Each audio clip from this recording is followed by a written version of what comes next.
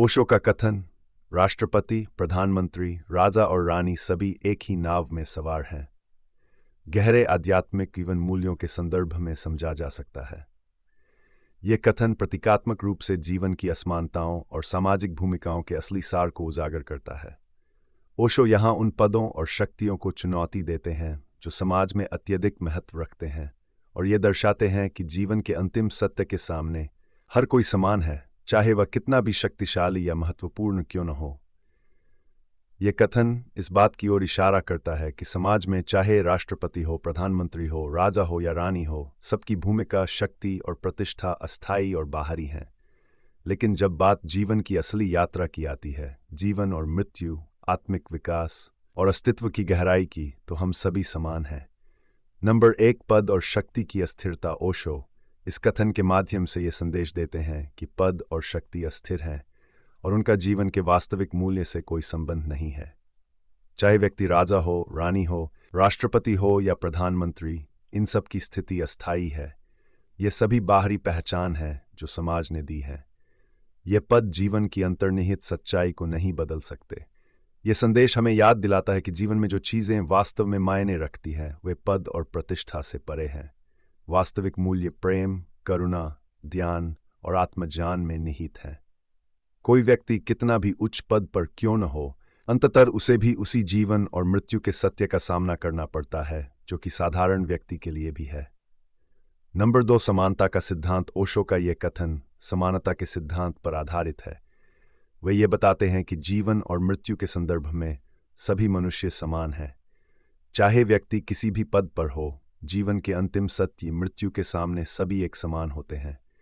यह तथ्य किसी भी सामाजिक या राजनीतिक पद को महत्वहीन बना देता है, क्योंकि जीवन की सबसे महत्वपूर्ण सच्चाई के सामने इनका कोई अस्तित्व नहीं होता। ओशो ये स्पष्ट करते हैं कि जीवन की वास्तविकता किसी भी बाहरी पहचान से परे है। जीवन का अंतिम सत्य यह है कि सभी लोग, चाहे वे राजा हों या रानी, राष्ट्रपति हों या प्रधानमंत्री, समान रूप से जीवन की अनिश्चितताओं और सीमाओं का सामना करते हैं। यह सिद्धांत हमें यह भी सिखाता है कि अहंकार, पद और प्रतिष्ठा की दौड़ में खुद को उलझाना एक व्यर्थ का प्रयास है। नंबर 3, नाव का प्रतीक। इस कथन में नाव एक प्रतीक है जो जीवन की यात्रा को दर्शाता है। यह जीवन की अस्थिरता और अनिश्चितता को व्यक्त करता है। हम सभी इस जीवन की नाव में सवार हैं, चाहे हम किसी भी पद या शक्ति के हों।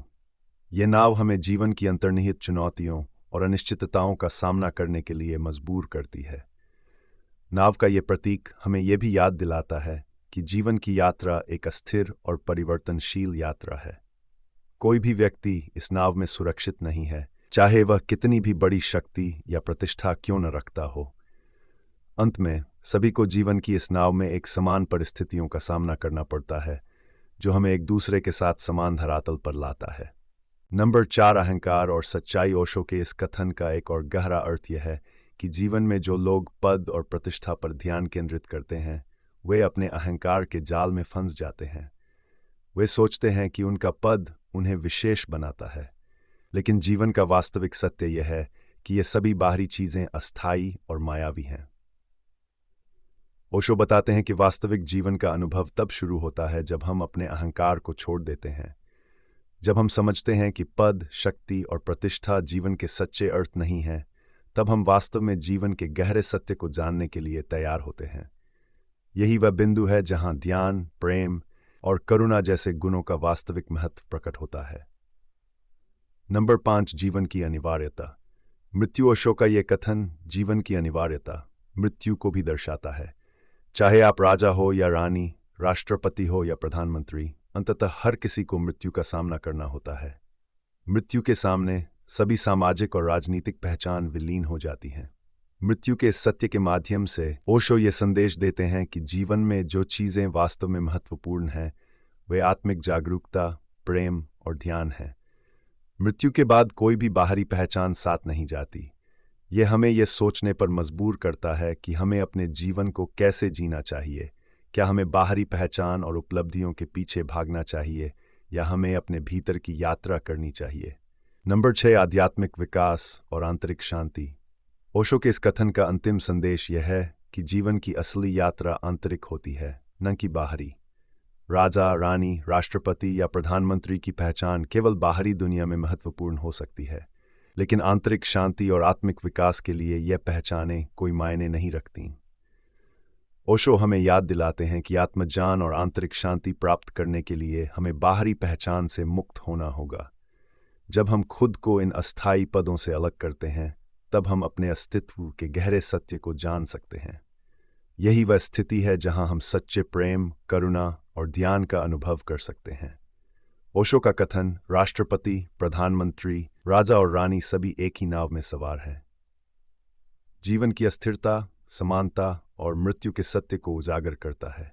यह हमें यह सिखाता है कि बाहरी पहचान, पद और प्रतिष्ठा अस्थायी और भ्रमपूर्ण है। जीवन की सच्चाई यह है कि हम सभी एक समान हैं और जीवन की वास्तविक यात्रा आंतरिक होती है। ओशो का संदेश यह है कि हमें बाहरी पहचान और अहंकार को छोड़कर आत्मिक विकास की ओर बढ़ना चाहिए। प्रेम, ध्यान और आंतरिक शांति ही जीवन के असली मूल्य हैं, और इन्हें पाने के लिए हमें अपने अहंकार और पद की लालसा से मुक्त होना होगा।